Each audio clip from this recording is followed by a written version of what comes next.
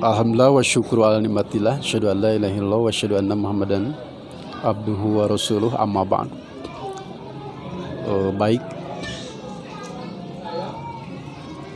saya juga tidak langsung sebesar ini dan seusia ini, tapi mengalami dulu masa-masa seperti adik-adik saya, santri sanawiyah, seusia mu'alimin mengalami dulu. Selain itu, banyak yang kita dapatkan dari guru-guru kita terkait membentengi kita dan usia kita yang mereka terapkan. Sebenarnya kalau kita melihat Al-Quran dan hadis, lengkap di dalamnya tentang bagaimana yang harus diwujudkan dalam rangka katakanlah membentengi, memperisai santri. Di antaranya yang pertama kita lihat surat Al-Isra ayat 36. Surat 17 ayat 36 jelas, A'udzubillahi minasyaitonirrajim wala taqfu ma laisa laka bihi ilmun, al-ayah. Jangan kau ikuti sesuatu tanpa ilmu, katakanlah. Maksudnya apa? Manusia itu kan makhluk peniru. Semua yang kita lakukan itu hampir semua hasil meniru. Bisa makan, hasil meniru. Bisa mandi, hasil meniru. Berpakaian, bisa meniru. Semua hasil meniru. Namun pada ayat 36 surat Al-Isra ini jelas, kita tidak boleh meniru tanpa ilmu. Bahkan dalam tafsir Adwaul Bayan, Imam Asy-Syinkiti menyebutkan dua hal.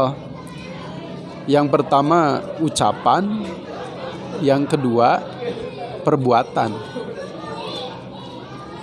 Jangan karena kita mendengar orang mengucapkan sesuatu kata-kata lalu kita meniru tanpa ilmu.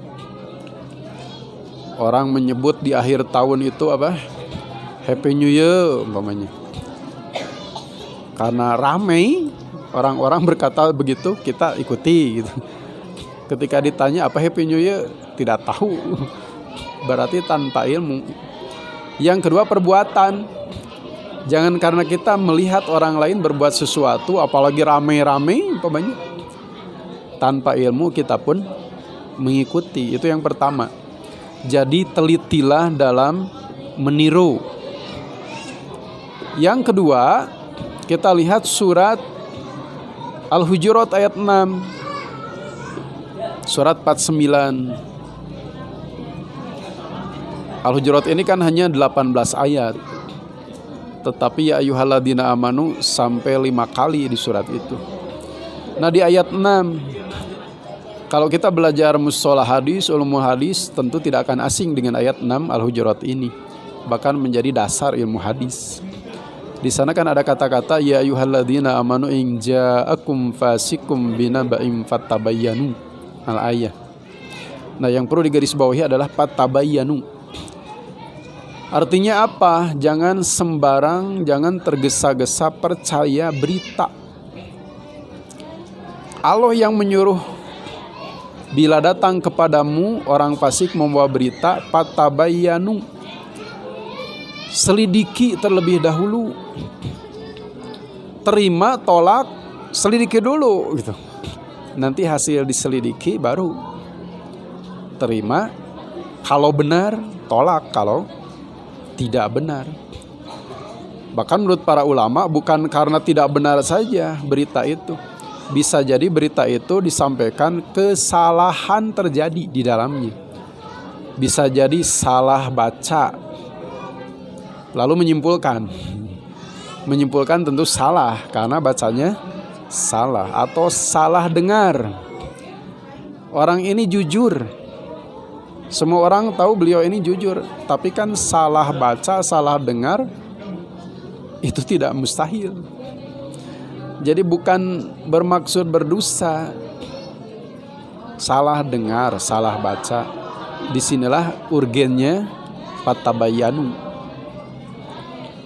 Apalagi di zaman sekarang, hampir tiap detik kita dapat informasi tentang segala hal.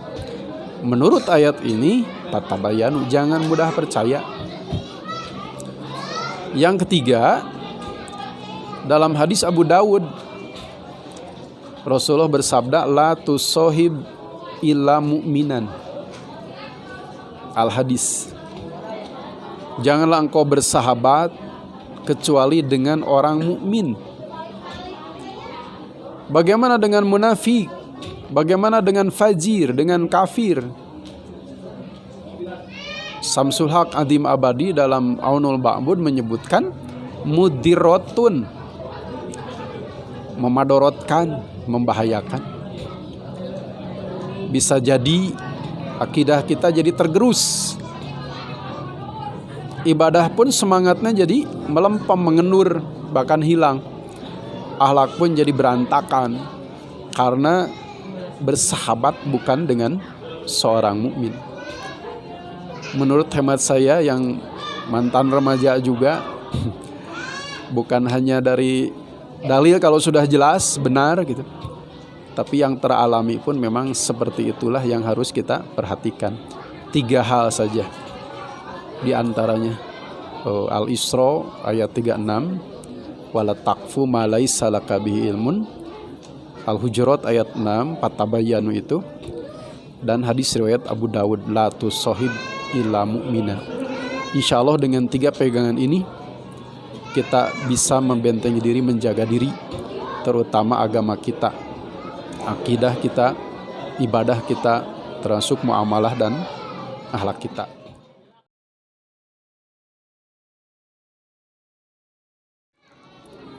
Terkait apa yang disampaikan barusan, tentu di dunia ini kan ada sebab, ada akibat.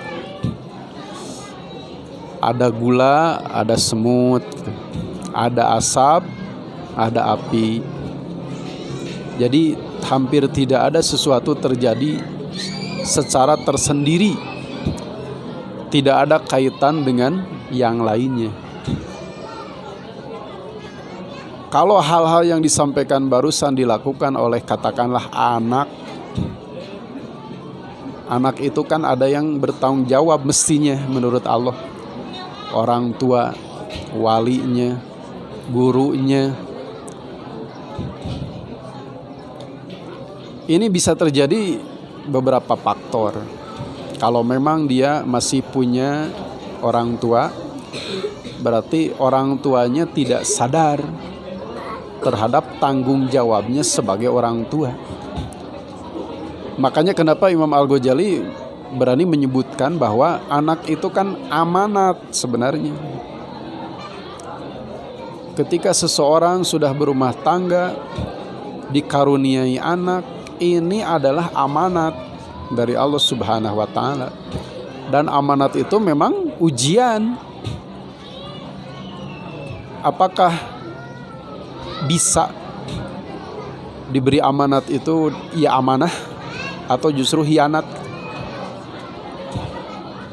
Jadi ada hak yang tidak ditunaikan, salah satu faktornya. Kan orang tua punya hak yang harus ditunaikan anak. Anak pun punya hak yang harus ditunaikan orang tua. Di antaranya At-Tahrim ayat 6 kan jelas. Ku anfusakum wa ahlikum naro. Jaga dirimu dan keluargamu, istri, anak dari neraka. Kata para sahabat kan adibuhum wa alimuhum. Maksudnya didik keluargamu, ajari keluargamu. Jelas ini amr, perintah, wajib. Seandainya setiap keluarga melaksanakan perintah Allah ini, tentu hal-hal seperti itu tidak akan terjadi. Dan ada satu hal lagi yang tidak boleh kita terlupakan. Makanan haram. Makanan haram yang diberikan orang tua kepada anak, mencari nafkah dengan cara tidak halal, ini pun bisa jadi salah satu faktor anak berbuat seperti itu. Imam Ahmad kan pernah ditanya, dengan apa hati bisa lunak? Beliau menjawab, biaklil halal, dengan memakan yang halal. Ayahanda Imam Bukhari pernah ditanya orang, kenapa putranya cerdas begitu? Maksudnya Imam Bukhari. Jawaban Ismail, ayah Imam Bukhari itu kan namanya Ismail. Setahu saya, jangankan yang haram, yang syubhat pun belum pernah diberikan kepada putra saya ini. Bisa jadi juga seperti ini. Ini juga kan sebenarnya itu hak, salah satu hak anak yang ada pada orang tua, diberi nafkah dari yang halal. Ini tidak boleh dijadikan masalah sepele gitu. Apapun yang diberikan orang tua wajib yang halal gitu, untuk istrinya, untuk anaknya. Seperti itu, seperti